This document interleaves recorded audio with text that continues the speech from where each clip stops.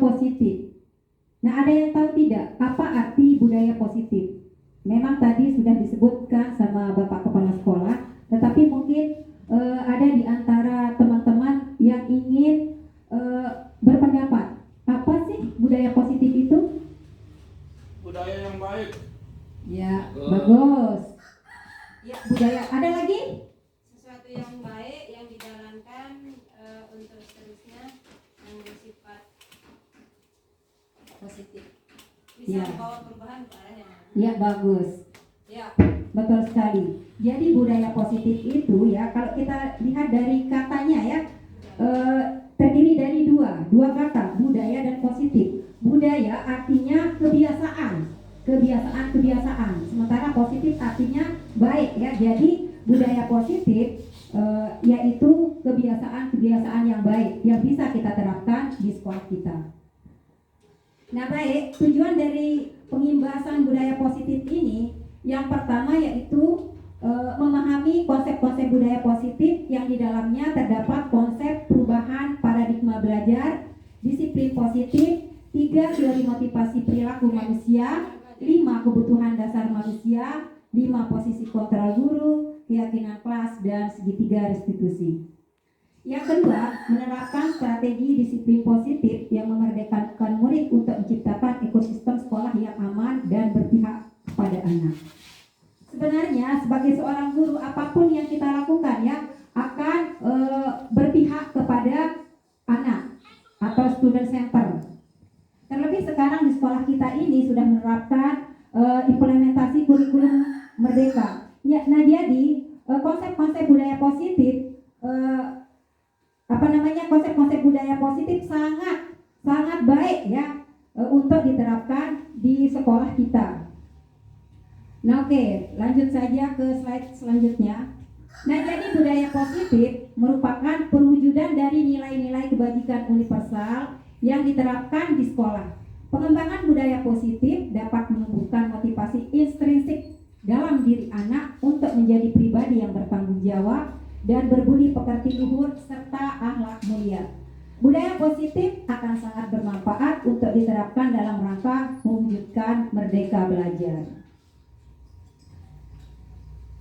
Nah, nilai-nilai kebajikan yang ingin dicapai oleh setiap anak Indonesia kita kenal dengan nama profil pelajar Pancasila. Tadi sempat disinggung oleh Bapak Kepala Sekolah, di mana nilai tersebut meliputi yang pertama, beriman dan bertakwa kepada Tuhan Yang Maha Esa, mandiri, bernalar kritis, berkebinekaan global, bergotong royong, dan kreatif. Nah, saya rasa ya untuk profil pelajar Pancasila semua sudah mengerti, semua sudah kenal. Terlebih kemarin kan teman yang mengajar di kelas 1, 2, 3, 4 sudah sering mengikuti pelatihan tentang implementasi kurikulum merdeka. Jadi ini tidak asing lah bagi kita. Selanjutnya ada 6 konsep inti dari budaya positif yang akan kita bahas hari ini. Yang pertama, perubahan paradigma belajar. Yang kedua, konsep disiplin positif. Yang ketiga, keyakinan kelas. Keempat, pemenuhan 5 kebutuhan dasar manusia. 5 posisi kontrol guru, dan yang terakhir segitiga restitusi. Baik, langsung saja kita ke konsep yang pertama, yaitu perubahan paradigma belajar. Nah, ini saya minta ya cari pasangan. Coba teman-teman cari pasangan dulu. Nah, sesuaikan dengan, nah ini kita akan bermain ya. Kita akan bermain kepalan tangan. Dan kita akan bermain kepalan tangan. Ikuti petunjuk yang ada di slide. Ya, ada A atau si A dan si D ya. Ada si A, misalnya di sini Pak Sakirin yang menjadi A, terus Pak Hadi yang menjadi B. Nah, sobeklah cari kertas kecil, tulislah benda atau sesuatu atau apa saja ya, tulis dalam kertas tersebut, kemudian genggam. Coba digenggam. Letakkan di salah satu tangan Anda dan genggaman benda atau sesuatu tersebut dengan segala daya. Buat kepalan. Nah ini ya, buat kepalan. Nanti si B akan mencoba dengan sekuat dengan membujuk, mengancam, menghardik, merayu, menyuap atau apa saja sehingga si A dapat membuka kepala tangannya. Nah, nanti kita lihat apa yang terjadi. Ayo coba kalau bisa ini Pak Ipul juga ikut berkontribusi. Pak Ipul bisa bermain sama Ibu Ana, kemudian Pak Sakirin sama Pak Hadi. Sama bina warna ada boleh yang kajan.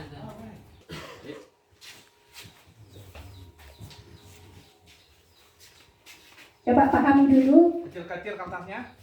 Bisa terserah, tapi jangan diperlihatkan sama temannya ya, sama si B atau Pak Hadi. Satu saja, sudah satu yang menulis di sebuah kertas, kemudian tulisan yang sudah ditulis di kertas tadi Digenggam. digenggam di kepala. Jangan perlihatkan sama temannya. Ya sebentar dulu, jangan diperlihatkan sama temannya. Kita bermain ya. Nah, kira-kira apa yang terjadi? Nah, coba sekarang si B, misalnya Ibu Ana menjadi si A, Pak Ipul menjadi si B. Pak Ipul sekarang meminta Ibu Ana ya supaya Ibu Ana membuka kepala tangannya. Nah, boleh dengan membujuk, merayu, memberikan penghargaan mungkin, atau Pak Hadi bermain sama Pak Hadi. Ayo coba ke depan, bisa ke depan. Pak Hadi sama Pak Sakirin, boleh ke depan.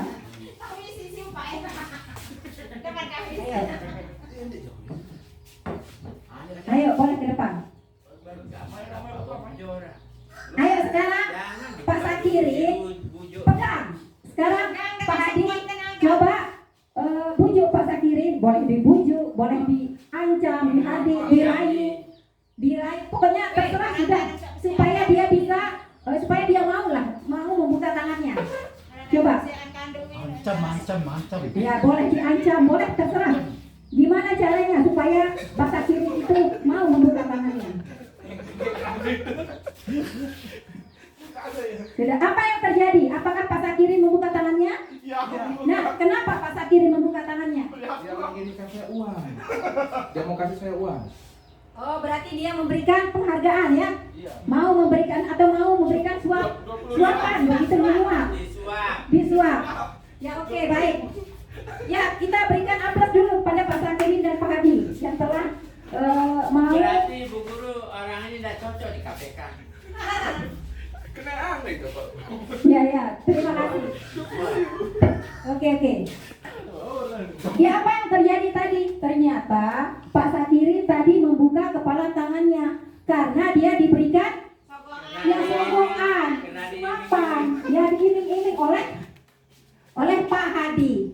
Tetapi sebenarnya Pak Sakirin membuka tangannya itu ya bukan karena dia diiming-iming untuk diberikan hadiah atau diberikan uang, tapi karena atas kemauannya sendiri, berdasarkan keyakinan. Mungkin karena dia melihat Pak Hadi bersusah payah untuk berusaha membuka tangannya, sehingga dalam dirinya ada kemauan untuk membuka. Nah, jadi yang dapat mengontrol diri kita yaitu diri kita sendiri. Ini berdasarkan teori pilihan atau teori kontrol.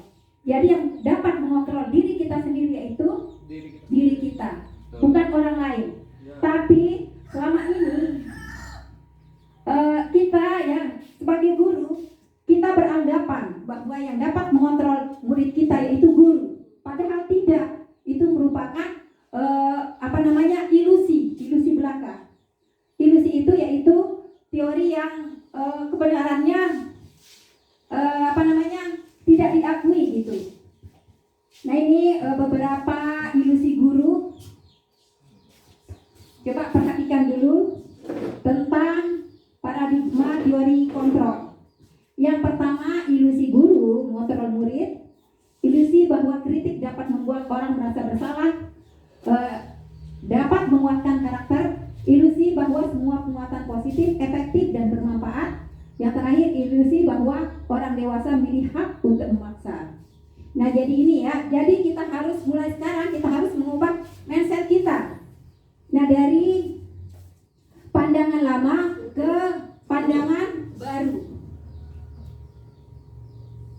Nah ini, siapa sesungguhnya yang memiliki kontrol? Ini ada dua teori ya, teori tentang stimulus respon dan teori kontrol. Menurut teori stimulus respon atau pandangan lama justru kita mencoba mengubah orang agar berpandangan sama dengan kita. Namun, menurut teori kontrol atau pilihan, kita berusaha memahami pandangan orang lain tentang dunia. Nah, perilaku buruk dilihat sebagai suatu kesalahan menurut stimulus respon. Namun, menurut teori kontrol, semua perilaku memiliki tujuan, termasuk perilaku yang salah. Selanjutnya, orang lain bisa mengontrol saya, padahal orang lain tidak bisa mengontrol kita. Kita hanya bisa mengontrol diri kita sendiri, seperti pada permainan tadi. Selanjutnya, berpikir menang kalah. Nah, kalau pada teori kontrol, berpikir menang-menang. Nanti ini ada hubungannya dengan restitusi. Yang kedua, konsep budaya positif yang kedua yaitu disiplin positif. Nah, ini ada pertanyaan pemantik. Nah, Bapak Ibu, menurut pengalaman Bapak Ibu di sekolah, nah bagaimana cara membuat murid disiplin? Bagaimana cara membuat murid disiplin? Dengan cara tegas. Gimana? Dengan cara yang tegas. Yang tegas? Ya. Terus ada pendapat lain? Membiasakan budaya-budaya positif untuk di lingkungan sekolah untuk dikerjakan setiap hari. Ya, terus ada pendapat lain? Contohnya Pak Sakirin Contohnya, membiasakan budaya itu? contohnya datang tepat waktu, masuk kelas tepat waktu dan lain-lain sebagainya sesuai. Oh, berarti pembiasaan. Betul. Pembiasaan. Ya. Mungkin ada tambahan dari teman yang lain. Pak Ipul, Bu Ana, bagaimana cara membuat murid supaya disiplin? Apa yang biasa kita lakukan di kelas atau di sekolah selama ini menurut pengalaman kita gitu? Boleh berpendapat Bu Guru? Boleh Pak. Ya, mungkin yang lebih tepat Bu Guru dalam menerapkan ini melakukan dulu baru mengatakan. Artinya yang memberikan instruksi itu berbuat dulu baru dia. Berarti keteladanan Ya. atau mencontoh. Ya. Oke, bagus. Ya, bagus. Semua jawaban bagus.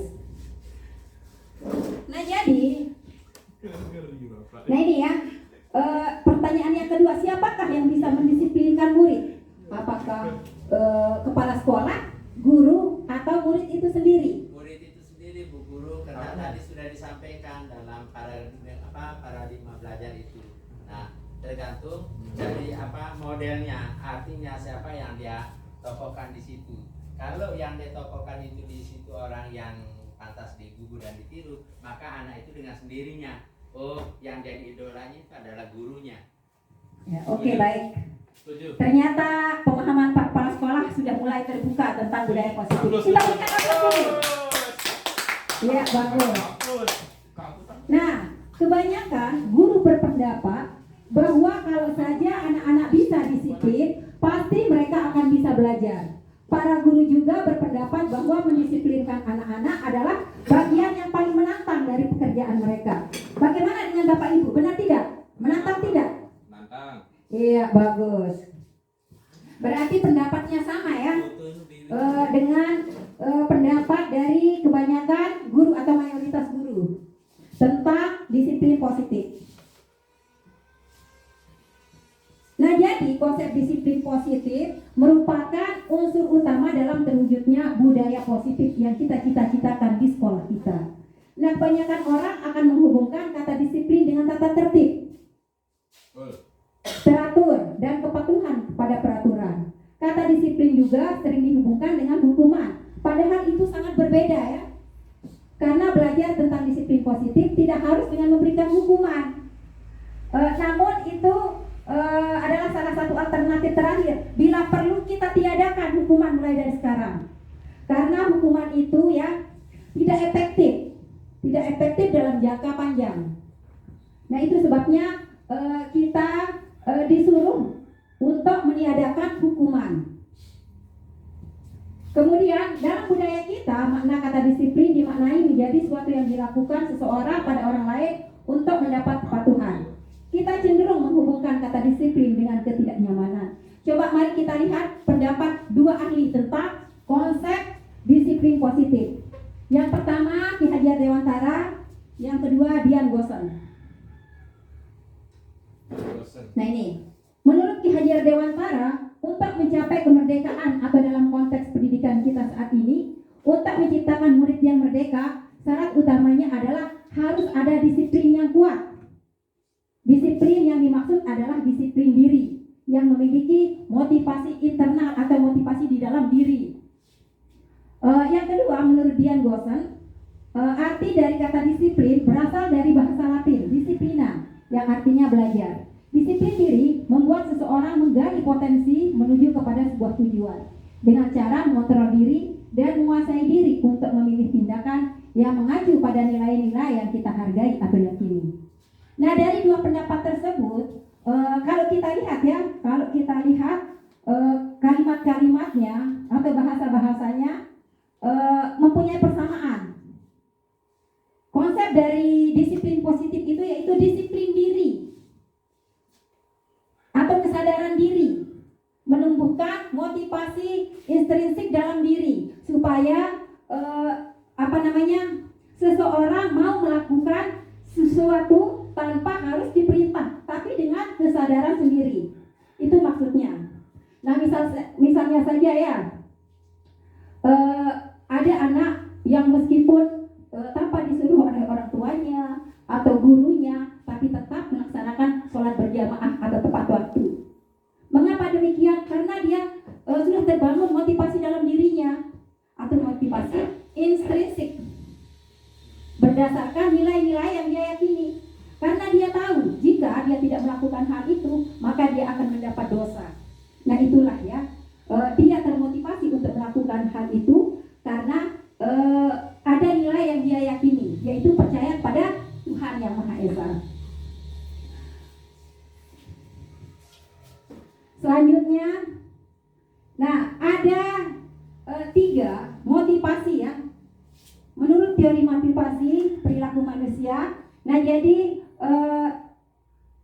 orang atau siswa misalnya ya, siswa melakukan sesuatu itu karena termotivasi dengan 3 hal.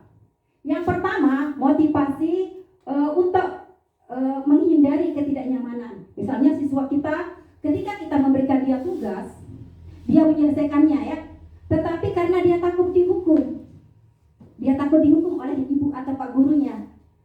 Ini motivasi yang berasal dari luar atau motivasi eksternal. Yang kedua, untuk mendapatkan imbalan atau penghargaan.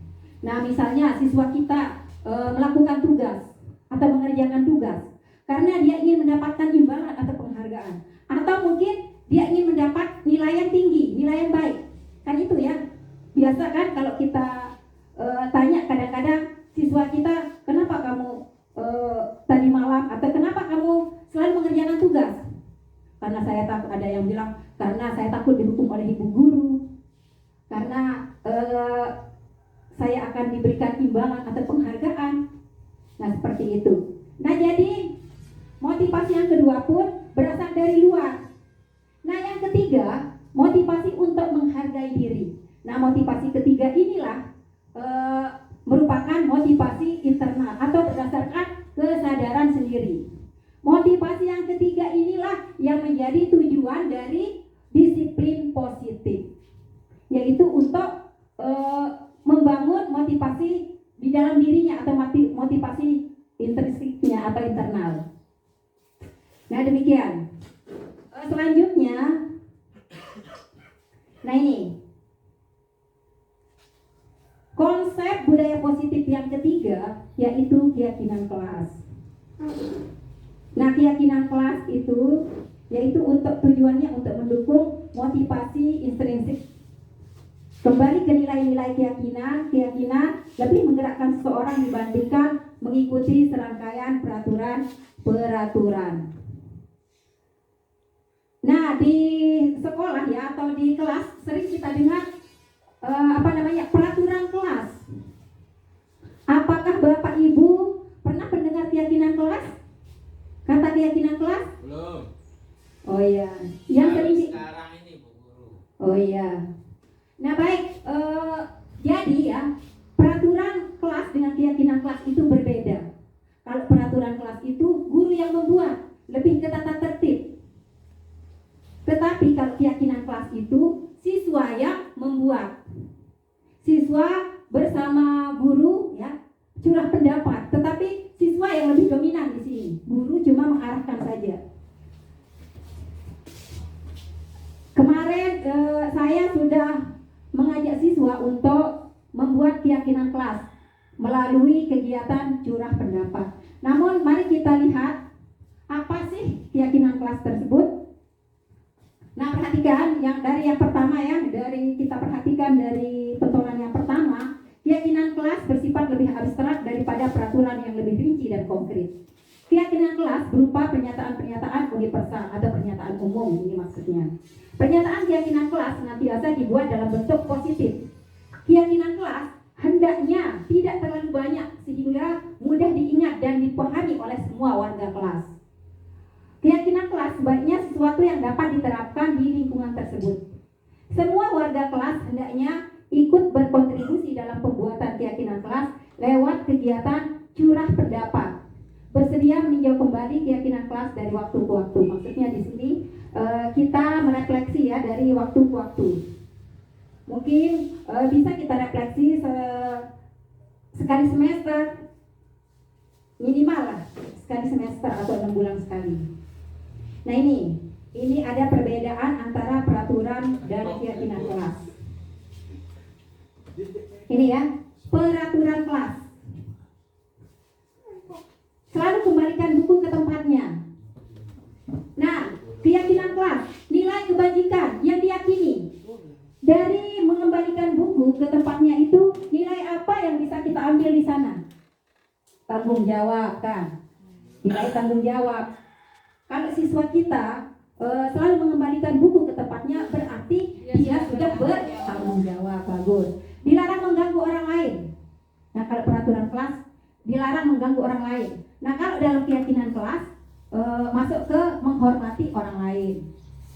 Dalam peraturan kelas hadir di sekolah 15 menit sebelum pembelajaran dimulai. Nah, ini kalau dalam keyakinan kelas berkomitmen dan menghormati orang lain. Selanjutnya dilarang melakukan kekerasan. Nah, ini ada hubungannya dengan keselamatan ya.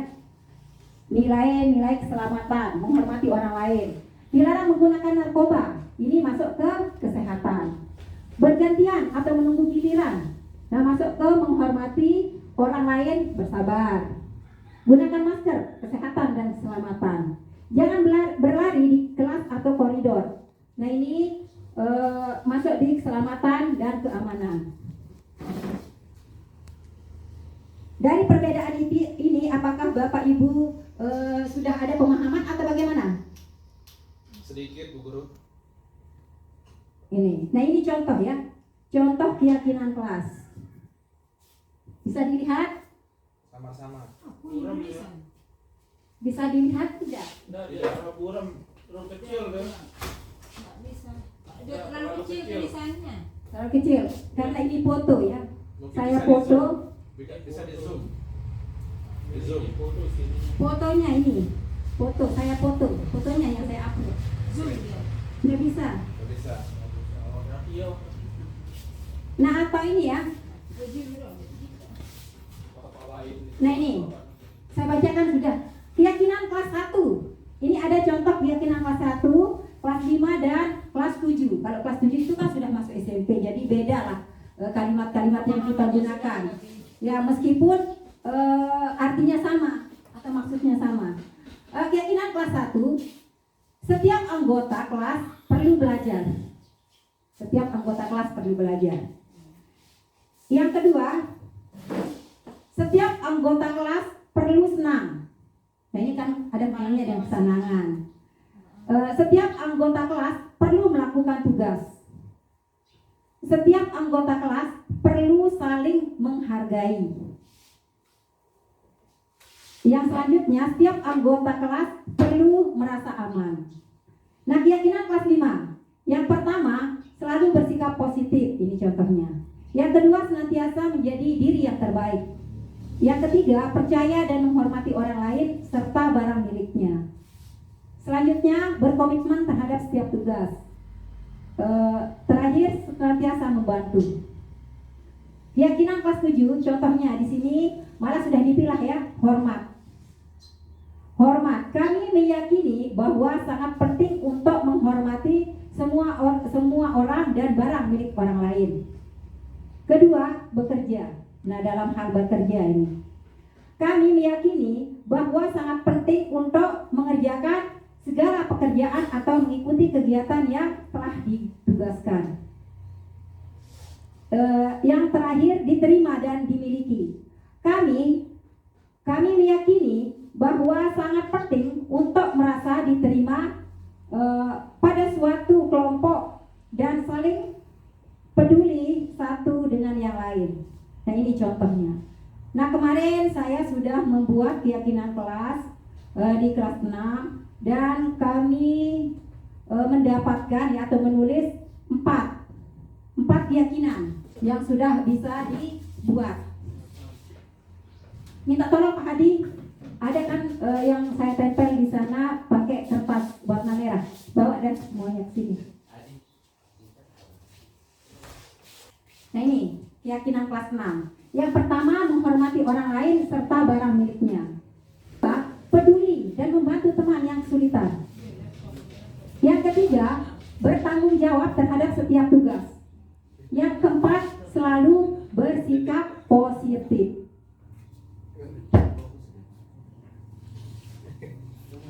Nah, jadi di sini ya, keyakinan kelas itu bersifat universal, tidak seperti peraturan kelas yang rinci, namun bersifat universal. Sebentar, sedang diambilkan contoh. Kebetulan tadi saya lupa membawanya ke kelas ini. Contoh dari curah pendapat kelas 6.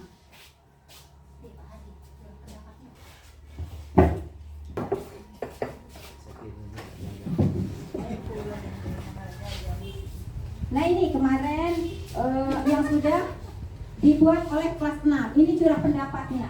Nah, dari curah pendapat ini lahirlah suatu keyakinan kelas. Nah, di sini ada siswa yang menulis memperhatikan guru saat sedang menjelaskan. Nah, memperhatikan guru saat sedang menjelaskan itu masuk di peraturan. Tetapi kalau kita buat menjadi keyakinan kelas, masuk ke nomor 1 ya, menghormati orang lain. Menghormati orang lain. Atau bisa juga masuk di nomor 4, selalu bersikap positif. Ada bayangan Bapak Ibu? Ada bayangan? Ada bayangan? Nah, ini juga jangan ngobrol di kelas. Ada siswa saya yang menulis jangan ngobrol di kelas. Jangan ngobrol di kelas itu termasuk. Nah, karena untuk keyakinan kelas ya, tidak boleh kita menggunakan kalimat yang negatif, namun harus kita menggunakan kalimat positif. Nah, jadi jangan ngobrol di kelas itu masuk di keyakinan kelas nomor 4. Selalu bersikap positif atau bisa juga dia masuk di nomor 1, menghormati orang lain. Kita menghormati kan? Iya. Ada juga siswa yang menulis kemarin menjenguk teman yang sakit. Nah, menjenguk teman yang sakit itu masuk di kira-kira nomor 2. Bagus, berarti pemahamannya sudah mulai terbuka ini. Oh, luar biasa. Ya, luar biasa ini Bapak Ibu, padahal baru hari ini kenal yang namanya keyakinan kelas. Tapi sudah ada bayangan. Bisa tidak dilakukan Bapak Ibu di kelasnya? Ya, usahakan ya dilakukan. Karena ini sangat baik sekali untuk diterapkan di sekolah kita. Ya, oke, baik. Kita lanjutkan ke posisi kontrol. Posisi kontrol guru. Konsep budaya positif berikutnya yaitu posisi kontrol guru. Yang pertama sebagai penghukum, yang kedua pembuat rasa bersalah, yang ketiga sebagai teman, yang keempat sebagai pemantau, yang kelima sebagai manajer. Nah, mari kita ulas satu persatu tentang posisi kontrol guru. Kita mulai dari sebagai penghukum. Guru, Ya, keyakinan kelas itu sama semua kelas? Tidak, Tidak. ya tergantung dari kondisi kelasnya. Apa yang mau ditonjolkan misalnya. Itulah keyakinan kelas. Bisa saja nanti di kelas 1 kan sederhana ya, kalau di kelas 1, 2, 3 juga sederhana sudah. Kan tadi sudah jelas bedanya. Sedikit Bu Guru. Kira-kira apa yang menjadi tolak ukur kita dalam membentuk keyakinan kelas itu sendiri? Oh, bagus sekali pertanyaannya. Ini yang menjadi aksi nyata saya untuk modul ini. Bagus. Bagus itu, bagus. Ya. Yang menjadi tolak ukurnya yaitu jika siswa kita melakukan keyakinan kelas yang sudah dia buat. Itulah tolak ukurnya. Jika dia melakukan atau menerapkan tanpa dia diperintah, kan dia punya kesadaran lah gitu, atau bertanggung jawab untuk melakukan semua keyakinan kelas yang sudah dibuat. Itu yang menjadi tolak ukurnya. Nah, ini ada hubungannya dengan aksi nyata saya, judul aksi nyata yang saya buat tentang keyakinan kelas. Nah, ini kita kembali ke posisi kontrol.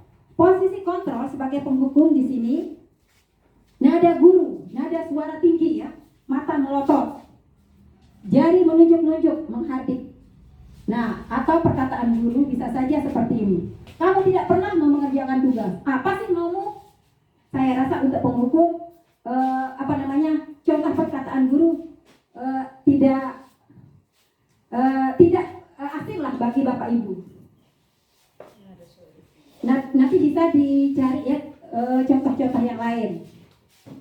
Tapi intinya di sini nada suaranya, kita melihat dari nada suaranya, nada suara guru sebagai seorang penghukum, yaitu nada suaranya tinggi, mata melotot, jari menunjuk, sehingga siswa merasa terluka.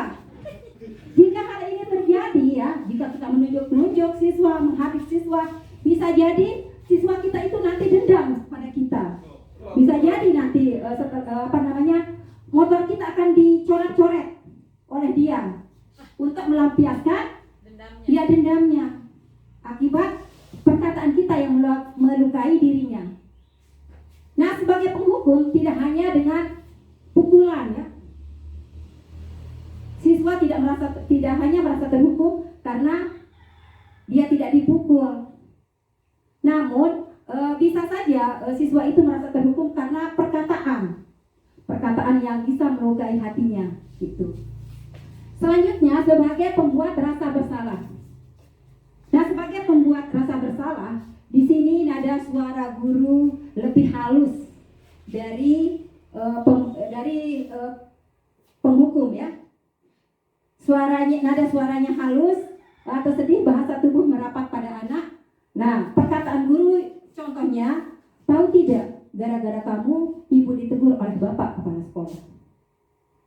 Nah, meskipun kita tidak menunjuk-nunjuk dia, tetapi jika kita mengatakan hal itu, tahu tidak, gara-gara kamu ibu ditegur oleh bapak kepala sekolah, dia akan membuat rasa bersalah dalam dirinya. Karena dia merasa gara-gara dia, ibu gurunya atau pak gurunya ditegur oleh bapak kepala sekolah. Selanjutnya sebagai teman. Posisi kontrol guru sebagai teman. Ini lebih baik dari penghukum dan pembuat rasa bersalah.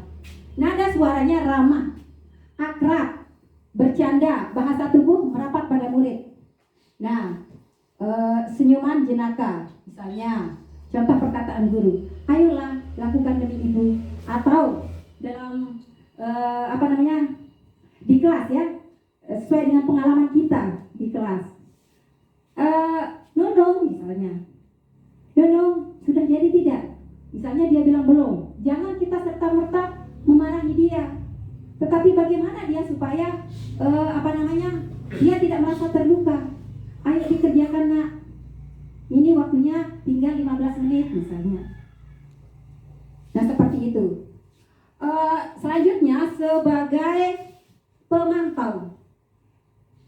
Sebagai pemantau, nada suara guru datar, bahasa tubuh yang formal.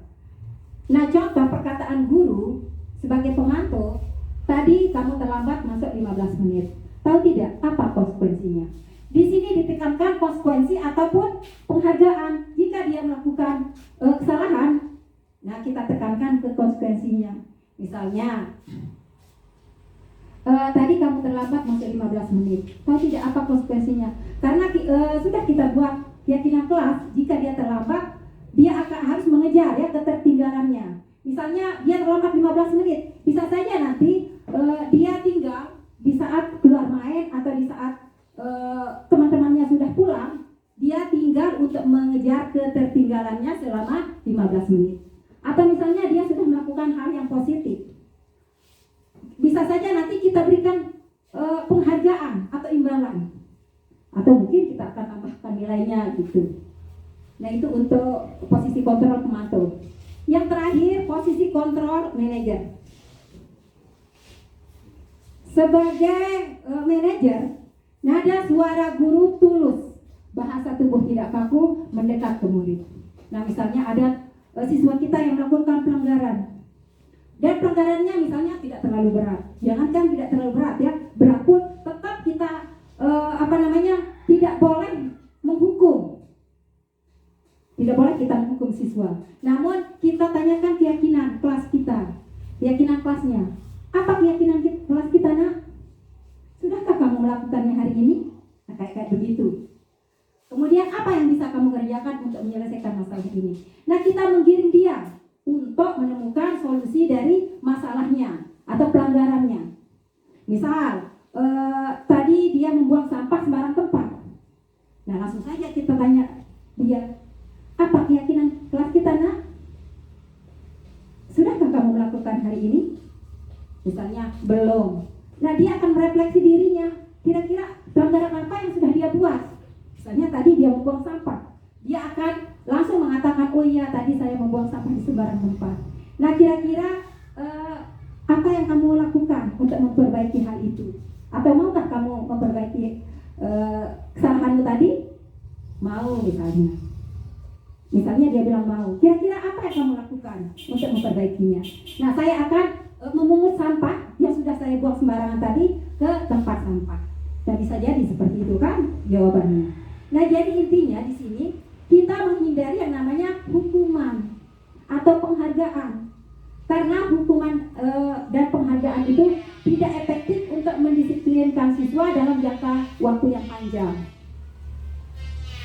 Nah, dari kelima posisi kontrol ini, yang paling ideal untuk digunakan oleh guru yaitu sebagai manajer. Ya, sebagai manajer. Memang sih sebagai teman, sebagai pemantau juga baik ya. Namun nanti kalau sebagai teman, karena siswa tersebut sudah ketergantungan kepada gurunya. Nah, jika gurunya tidak masuk atau guru kelasnya tidak masuk, kemudian digantikan oleh orang lain, bisa saja nanti dia akan melakukan hal-hal yang negatif. Ya, berubah. Dia tidak seperti sebelumnya gitu. Nah, itu sebabnya kita dianjurkan untuk memposisikan diri kita sebagai manajer. Nah, Bapak Ibu, selama ini Bapak Ibu sudah berada di posisi kontrol mana? Pada saat Bapak Ibu mengajar di kelas, di posisi kontrol yang mana? Apakah sebagai penghukum? 3, 4, 5. Sudahkah Bapak Ibu menerapkan posisi kontrol yang kelima atau memposisikan diri sebagai manajer? Sudah. Apa contohnya? Contohnya mengkondisikan siswa Terus? dan mendisiplinkan. Bagaimana caranya mendisiplinkan? Misal siswa itu terlalu aktif dalam Uh-huh. artian dia suka bermain. Ya, Kita membuatkan suatu permainan gimana caranya supaya siswa itu serentak, supaya fokus akan pembelajaran itu sendiri. iya bagus. Nah, jadi kita menggiring ya, menggiring siswa kita ya, supaya mereka tersalurkan. Misalnya tadi dia mau memukul, misalnya ya, karena mungkin tangannya gatal, biasa dia memukul-mukul. Nah, jadi apa yang ada di dekatnya itu misalnya dia pukul, termasuk temannya. Nah, karena kita menyediakan misalnya gendang-gendang kan, gendang-gendang atau kasidah, bisa saja nanti kita arahkan ke sana. Nah, supaya tersalurkanlah apa yang dia butuhkan, gitu, terpenuhi. Oke, baik. Nah, yang lain, mungkin ada yang mau berpendapat. Posisi kontrol yang mana yang sudah dilaksanakan? Ayo, Bapak Ibu sudah berada di posisi kontrol yang mana? Posisi kontrol nomor 1. Ya, penghukum ya sudah jelas. Ya, semua kita mungkin sudah melakukannya. Posisi kontrol nomor 2. Ya, Nomor 3. 3 teman Dan juga. nomor 5. Pemantau, kan kita melihat kondisi siswa. Oh ya. Nomor 5 sebagai manajerial. Ya, karena kan pengalaman kita berbeda-beda ya. Saya sebelum masuk di CGP, posisi kontrol yang sering saya lakukan itu penghukum, pembuat rasa bersalah, teman kadang-kadang sebagai pemantau. Nah, manajer saya tidak pernah melakukannya, dan malah baru saya lakukan kemarin-kemarin karena baru saya tahu gimana sih kita memposisikan diri sebagai manajer. Tapi kan beda-beda pengalaman ya, beda-beda, tidak bisa kita samakan diri kita dengan orang lain, begitu. Sedikit Bu Guru. Iya. Ya, menurut pengamatan saya selama ini yang paling sering dilakukan itu adalah posisi kontrol nomor 1 dan 4. Iya, iya. Penghukum dan pemantau. Iya. Ya. Nah, yang sangat-sangat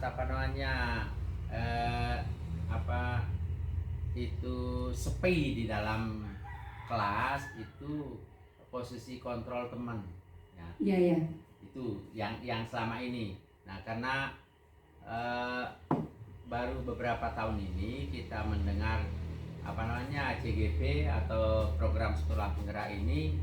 Nah, dari sanalah ilmunya sebetulnya sudah Bapak Ibu guru dapatkan dulu di bangku kuliah maupun di bangku sekolah, tetapi yang namanya ilmu itu kan tidak selamanya melekat ke otak kita ya.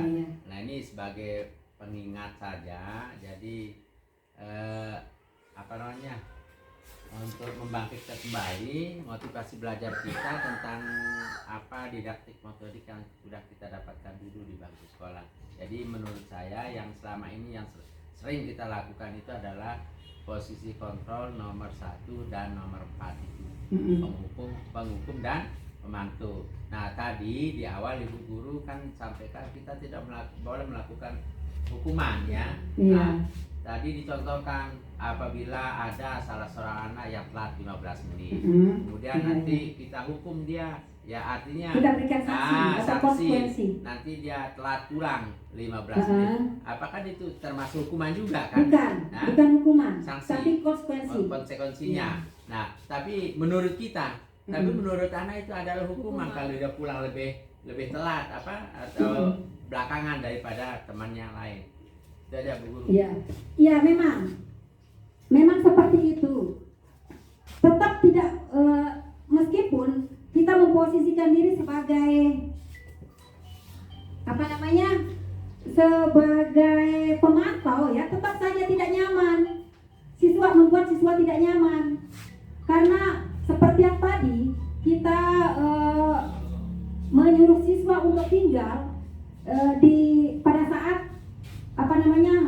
pulang sekolah, ketika temannya sudah pulang sekolah atau ketika temannya sudah bermain ya, dia akan merasa tidak nyaman. Nah, itu sebabnya kita tidak dianjurkan untuk menggunakan posisi kontrol ini. Malah kita dianjurkan untuk menggunakan posisi kontrol yang nomor 5. Posisi kontrol sebagai manajer. Karena di sini di dalam posisi kontrol sebagai manajer kita menggiring siswa untuk merefleksikan dirinya tentang apa yang sudah dia lakukan, pelanggaran apa yang dia lakukan, dan solusi apa yang harus dilakukan untuk memperbaiki kesalahan yang sudah dibuat tadi. Nah, ini ada tugas ya, Bapak Ibu, ada tugas. Nah, ini saya akan mengecek pemahaman Bapak Ibu tentang posisi kontrol. Di sini ada pertanyaan, ada pernyataan ada 6 ya pernyataan. Mungkin ada yang mau membantu saya untuk menjawab tugas yang ada di slide. Yang pertama misalnya, coba Pak Adi. Yang pertama, saya kecewa sekali dengan kamu. Nah, kira-kira menurut Bapak Ibu, jika ada guru yang mengatakan saya kecewa sekali dengan kamu, kira-kira guru itu berada di posisi kontrol yang mana dari 5 pos? 2. Pembuat rasa bersalah. Oke. Kemudian kamu tidak pernah benar melakukannya. Kamu tidak pernah benar melakukannya. 4 pemantau. Ada pendapat lain? Dan nomor 5 sebagai manajer yang mengendalikan. Kamu tidak pernah benar melakukannya. Nah, ketika guru mengatakan kamu tidak pernah melakukannya, nah kira-kira apa yang dirasakan oleh murid? Rasa bersalah. Ya bisa, ya rasa bersalah. Ataupun hukum juga bisa merasa terhukum secara psikis kan? Yang ketiga, ayolah lakukan demi ibu. Manajer. Merapat, teman. Oh, berapa? Merapat. Beda tapi bisa. Yang ketiga, apakah kamu ingin mendapatkan stiker bintang hari ini, penghargaan kan? Yang apa namanya? Manajer. Ini yang berhubungan dengan penghargaan atau konsekuensi? Pemantau. Ya, pemantau. Pak Ipul, bisa bantu saya Pak Ipul untuk soal berikutnya? Bagaimana kamu bisa menyelesaikan masalah ini? Nah, kita merapat, kita menanya dengan bahasa yang tulus kepada siswa. Bisa, bagaimana kamu bisa 23. menyelesaikan masalah ini? 2, 3. Kemudian kamu selalu yang paling terakhir. Nah, kali ini bagaimana kamu bisa menyelesaikan masalah? Nah, kita kan menggiring siswa untuk menyelesaikan masalahnya. Apa itu? Kita menggiring siswa. Kita membangkitkan motivasi di dalam diri siswa agar dia sadar tentang kesalahannya dan agar dia bisa mencari solusi sendiri tentang masalahnya. Sebagai manajer.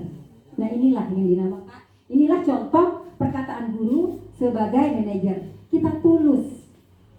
Guru tulus, ya. Nada suara guru tulus. Nah, yang terakhir, kamu selalu yang paling terakhir. 4. Pemantau. Nah, jika kita mengatakan kamu selalu yang paling terakhir. 2. Yang kedua, merasa bersalah. Berarti 2. Nah, Pak Sakirin ini bagus sekali pemahamannya. Tepuk tangan dulu buat Pak Sakirin. Udah. Ya, mudah-mudahan lulus di CGP 9 ataupun 10. Saya berdoa. Enggak usah di 10, 9 dia harus lulus. Ya, 9 atau apakah ada untuk Kabupaten Lombok Timur 9 atau NTB? Ya, yang 9 sekarang. Oh, kalau 10 nggak ada ya? Besok belum, masih 9. Oh, kirain Siapa 30. dulu sumpahnya? Oh iya, kirain 30. Ya, bagus sekali pemahamannya ya, Iya, Pak. luar Ya, biasa. sudah Jadi nampak. bukan hanya pengimbasnya yang luar biasa, tapi yang diimbas juga luar Ya, biasa. bagus. Terima kasih, Pak. Sedikit Bu Guru. Ya. Mungkin di sini kita perlu ditambahkan untuk menentukan Ada. yang 5 tadi yang Iya. menghukum apa itu? Yang menghukum menjadi teman manajer dan lain-lain sebagainya. Pemantau. Mungkin untuk menentukan itu kita membutuhkan suatu yang namanya kata kunci untuk membedakan mana menghukum, manajer dan Heeh. kawan-kawannya itu. Kan tadi sudah nada suara, dari nada suara. Dari nada suara kita aja kan sudah kelihatan gitu. Kalau nada suaranya tinggi, melotot berarti Nih, posisi penghukum. Ya. Sebagai penghukum. Nah, kalau pemantau kan berhubungan dengan konsekuensi atau apa penghargaan. Itu kata kuncinya. Kalau teman biasa, kadang sering kita lakukan. Kalau teman kita menyuruh siswa, misalnya dia melakukan pelanggaran, tidak kita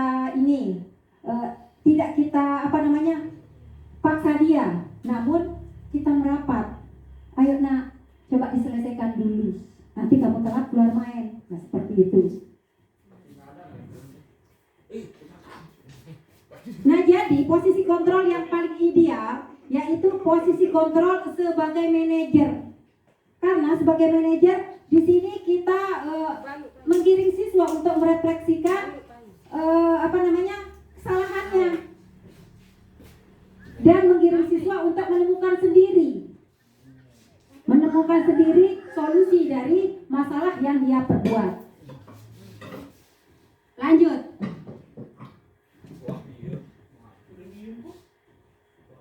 Konsep budaya positif yang kelima yaitu kebutuhan dasar manusia. Nah ini ya, ada 5 kebutuhan dasar manusia.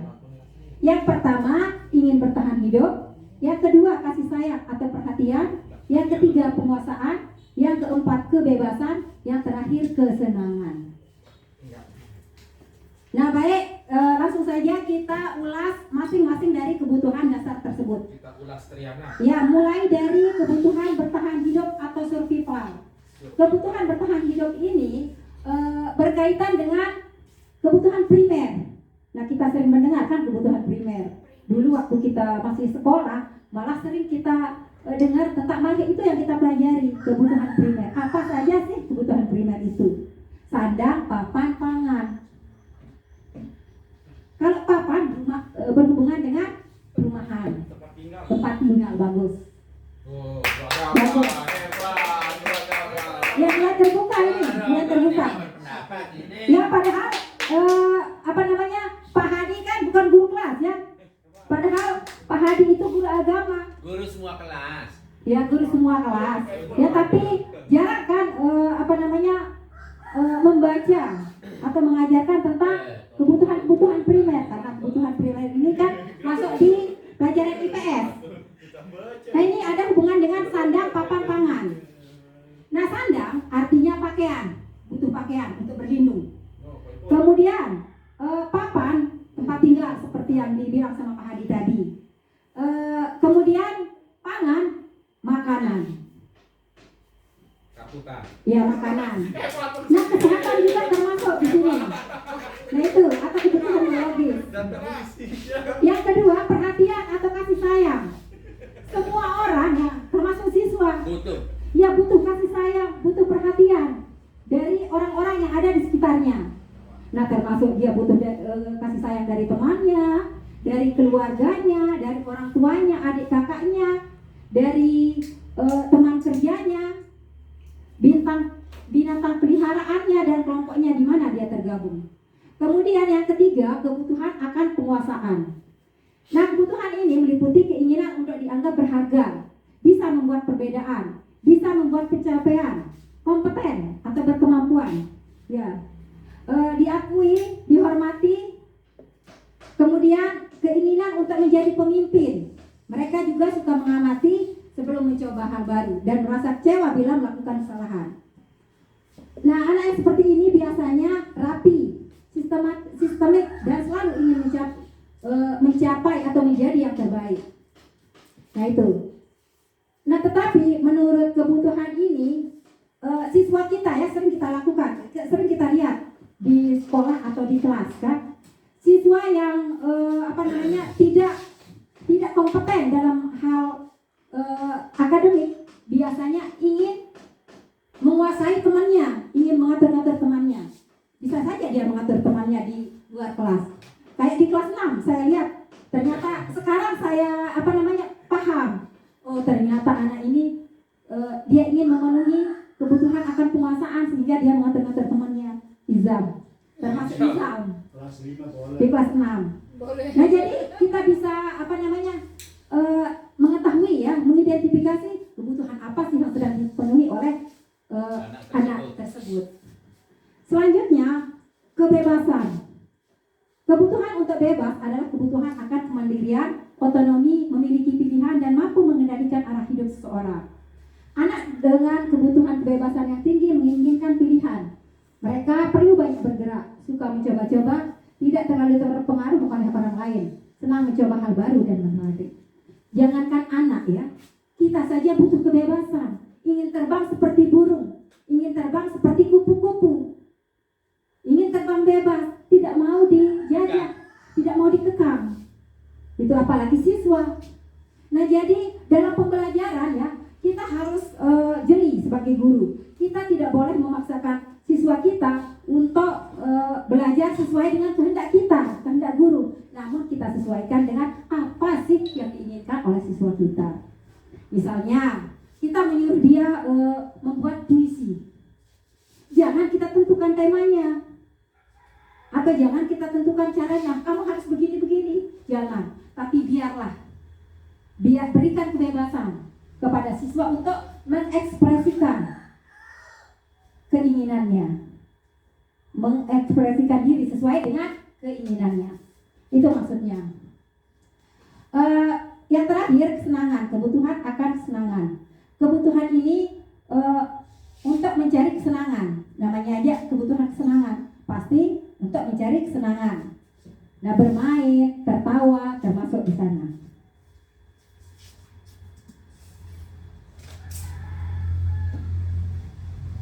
Nah, jadi kaitannya ya, setiap guru harus memahami posisi kontrol dan kebutuhan dasar manusia. Nah, jika jangankan kelima-lima kebutuhan dasar ini yang tidak terpenuhi pada siswa kita, satu saja yang tidak terpenuhi akan membuat mereka cenderung untuk melakukan hal-hal yang bersifat negatif. Nah, bisa saja dia melakukan pelanggaran ya. Bisa saja dia berbuat sesuai dengan tidak sesuai atau bertentangan dengan keyakinan kelas yang kita buat. Nah, jika hal itu terjadi, maka kita sebagai guru harus memposisikan diri sebagai atau memposisikan diri dalam posisi manajer ya. Posisi kontrol manajer. Nah, itu nah, jika hal itu terjadi, maka kita harus merestitusi siswa kita. Apa arti restitusi? Restitusi itu menyelesaikan masalah tanpa masalah. Baik, langsung saja. Pegadaian Ibu ya. Ya, tapi bukan pegadaian tanpa masalah. Artinya di sini kita mengembalikan siswa kita ke kelompoknya. Yang semula karena dia buat kesalahan, dia tidak dia terpisah dari kelompoknya. Tidak ada teman, tidak ada orang yang mau menemaninya gitu. Tapi kita kembalikan supaya dia diterima kembali oleh kelompoknya. Baik, kita lanjut ke Sebelum restitusi. dilanjut Bu Guru, Ya. supaya tidak terlalu jauh kita melangkah, saya review kembali mengenai fungsi kontrol ya tadi. Ya, fungsi kontrol. Fungsi kontrol. Di situ ada 5 kalau tidak salah, Iya, ada 5. termasuk salah satunya yang terakhir itu adalah manajer. Manajer. Nah, ini menurut saya itu bertentangan dengan guru sebagai mediator. Nah, mediasi di dalam proses pembelajaran. Ya. Kalau manajer itu menurut saya itu lebih identik dengan sumber belajar. Ya, sumber belajar. Jadi manajer itu kan dia mengatur segala-galanya. Itu fungsi sebagai seorang manajer. Kalau di dalam kelas, fungsi guru sebagai manajer itu mengatur segala-galanya proses belajar. Jadi dia juga termasuk sebagai sumber belajar. Kalau itu sebagai manajer, sangat bertentangan dengan guru sebagai mediator dalam proses pembelajaran itu. Terima kasih Bu Guru. Ya, baik. Tapi mungkin katanya sama, Pak. Dalam bahasa Indonesia kan kita kenal namanya polisemi, homonim kan Pak.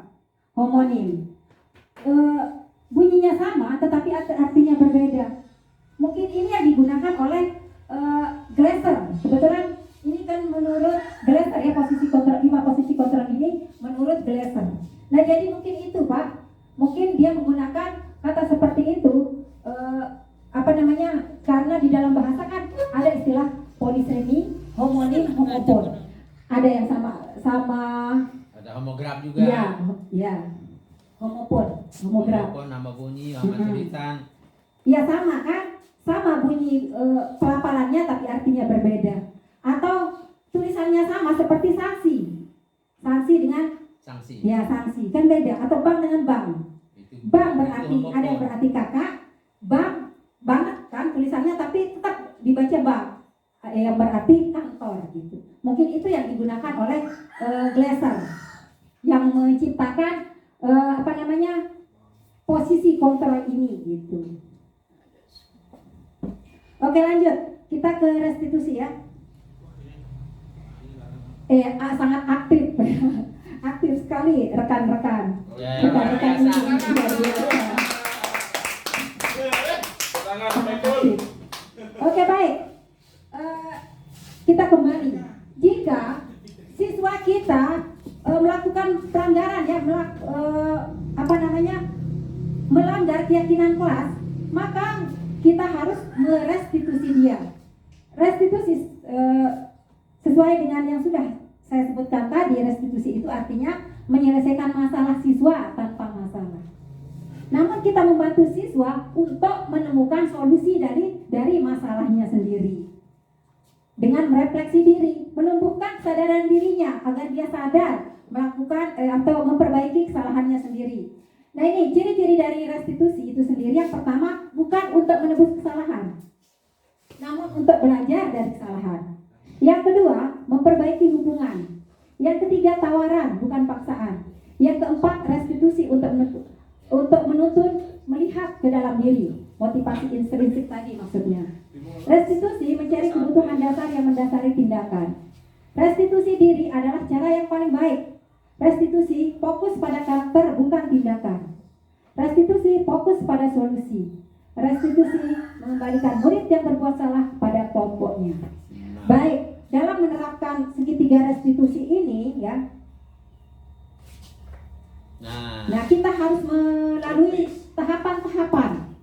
Inilah segitiga restitusi. Ya, sebentar, ada yang lebih jelas. Ini kebetulan foto yang saya upload. Fotonya. Coba. Memang dia tidak terlalu ini, tidak terlalu terang gitu. Ya, baik. Kita lanjutkan ke konsep yang terakhir ya. Konsep budaya positif yang terakhir, yaitu yang nomor 6, yaitu penerapan segitiga restitusi. Adapun tahapan dari penerapan segitiga restitusi itu sendiri, yang pertama menstabilkan identitas. Yang kedua, validasi kebutuhan atau tindakan yang salah. Yang ketiga, menanyakan keyakinan.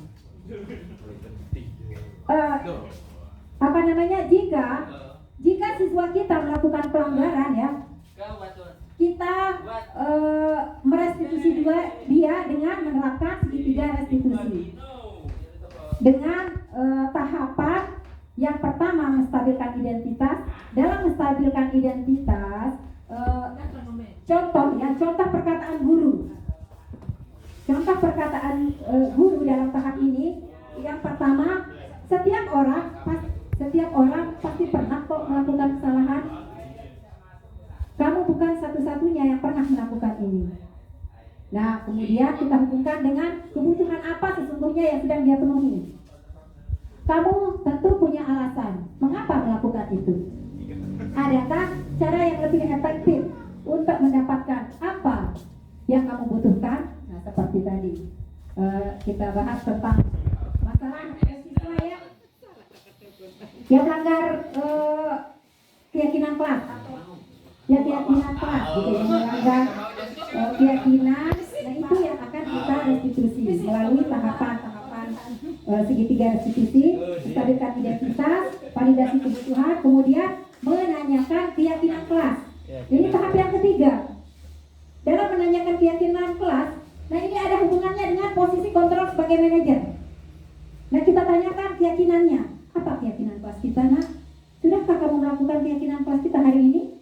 Nah, kita ajak dia berefleksi.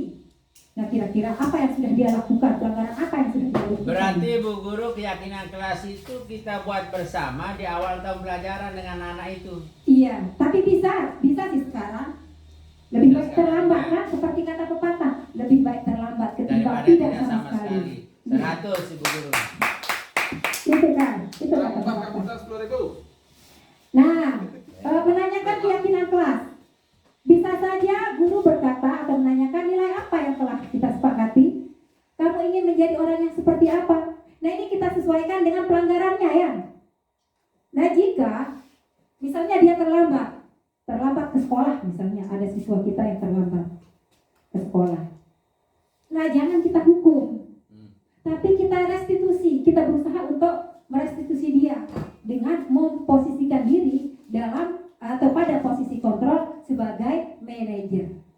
Nah jika pelanggarannya itu tidak terlalu berat, ringan-ringan saja, misalnya kalau terlambat kan malah ringan dia. Setahun.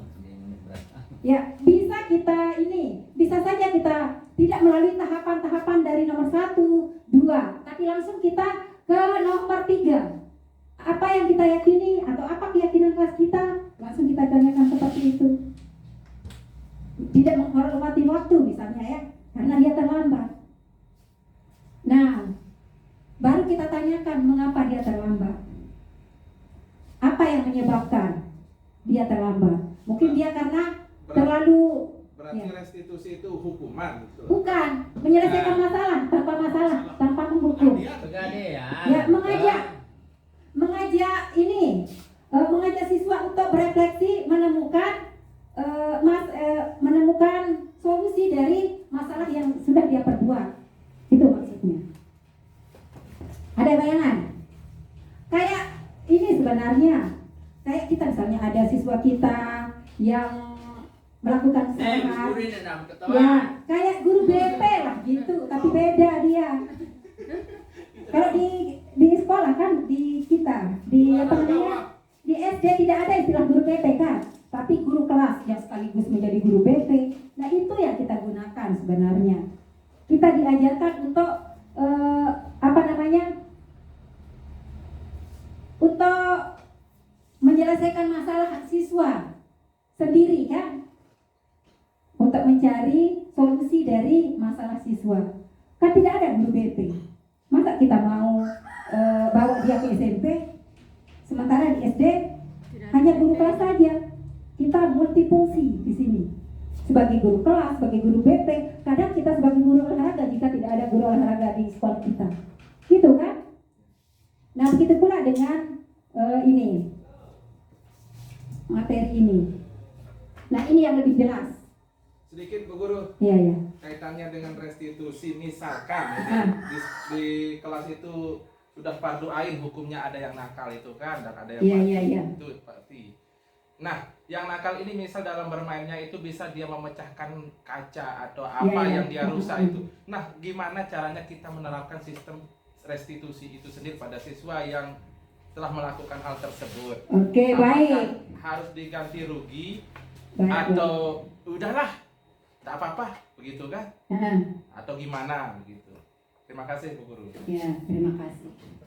Nah, misalnya ada yang memecahkan kaca ya, kaca lemari atau kaca ini kan etalase misalnya, ada siswa karena dia bermain-main, tetap kita lakukan restitusi. Nah, itu sebabnya tadi di awal sudah saya sampaikan, teori kontrol itu menang kan katanya di sana. Atau restitusi merupakan tawaran kan, tawaran. Nah, kita memberikan solusi, kita menawarkan dia dengan mengganti kaca yang sudah dia pecahkan tadi. Apa fungsinya? Supaya dia merasa bertanggung jawab. Gitu. Kalau kita biarkan, malah itu yang membuat dia tidak jerak untuk bermain kan. Nah, nanti misalnya dia melakukan pelanggaran, memecahkan kaca lemari lagi. Kalau kita tidak tutup seperti itu, malah siswa tersebut akan keenakan gitu. Ya, semau-maunya. Bagus. Semau-maunya. Seperti itu. Nah, seperti itu. Terpancing dia.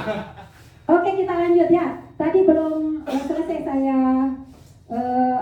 bahas tentang misalnya ada contoh siswa yang terlambat sekolah. Ya, kita merestitusi dia ya.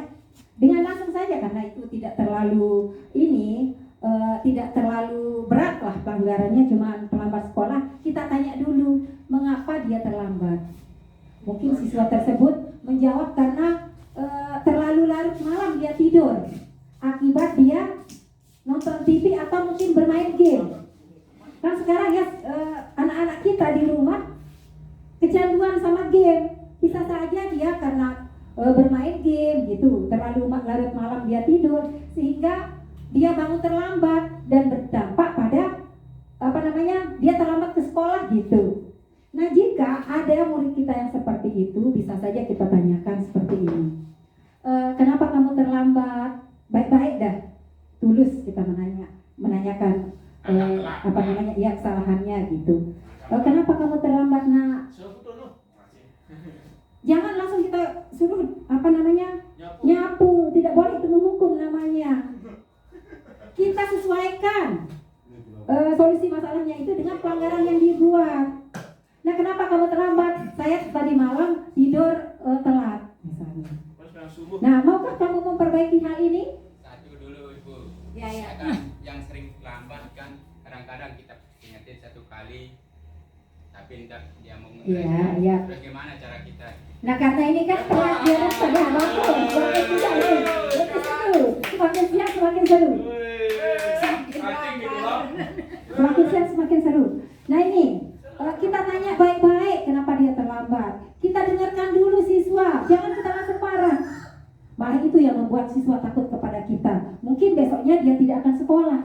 Kenapa? Karena dia takut sama gurunya gitu. Tapi kita berusaha memposisikan diri kita sebagai manajer gitu. Kita tanya dia, mengapa terlambat nak tadi malam? Misalnya siswa kita menjawab, oh karena saya terlalu larut tidur. Misalnya, kenapa kamu tidur larut malam? Karena saya nonton TV misalnya atau bermain game. Nah, kira-kira mau tidak kamu perbaiki kesalahanmu ini misalnya? Kita tanya seperti itu. Mau Bu misalnya, atau mau Pak Guru? Kira-kira apa yang kamu lakukan supaya kamu tidak terlambat bangun? Kan ini akar permasalahannya karena dia terlambat bangun sehingga dia telat ke sekolah. Bukan dia sengaja kan? Tapi dia terlambat bangun. Oh mau Bu misalnya, kira-kira apa yang kamu lakukan? Misalnya dia menjawab, oh saya akan mengaktifkan alarm misalnya sebelum subuh misalnya seperti itu. Apalagi kira-kira apalagi yang misalnya meskipun kamu mengaktifkan alarm misalnya tetap kamu tidak bangun gitu. Kira-kira untuk mengantisipasi hal itu apa yang akan kamu lakukan? Misalnya dia akan bekerja sama dengan orang tuanya kan?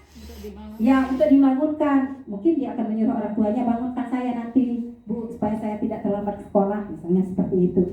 Atau siapa lagi yang bisa kamu ajak kompromi misalnya membangunkan kamu selain orang tuanya? Kakaknya mungkin orang tuanya tidak ingat kan? Bisa jadi orang tuanya tidak ingat sehingga dia kelolosan. Nah, untuk mengantisipasi bisa saja dia meminta bantuan kepada saudaranya. Nah, seperti itu. Itu maksudnya restitusi. Nah, jadi kita di sini ya tidak menghindari lah itu yang namanya hukuman ataupun penghargaan. Itu sebabnya sekarang tidak ada istilah ranking di kurikulum ini kan? Tidak boleh kan kita menaruhkan ranking, malah dari kurikulum 2013 tidak boleh. Mengapa seperti itu? Berarti kalau ada guru yang masih menaruhkan ranking, berarti guru itu belum paham. Udah, itu alasannya. Sehingga siswa sekarang tidak kita taruhkan ranking di rapor. Karena itu alasannya.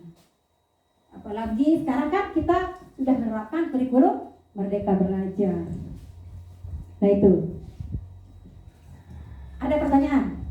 Sudah cukup? Mas. Ya, karena tadi kan sambil jalan kan tadi ya banyak pertanyaan.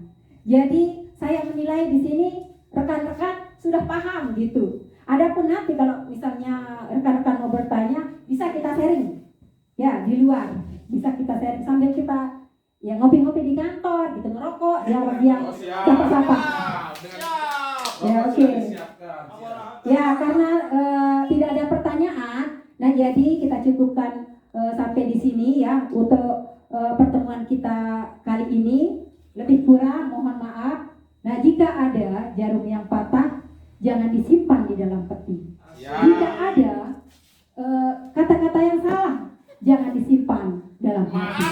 Sampai jumpa. Wabillahi taufiq wal hidayah. Wassalamualaikum warahmatullahi wabarakatuh.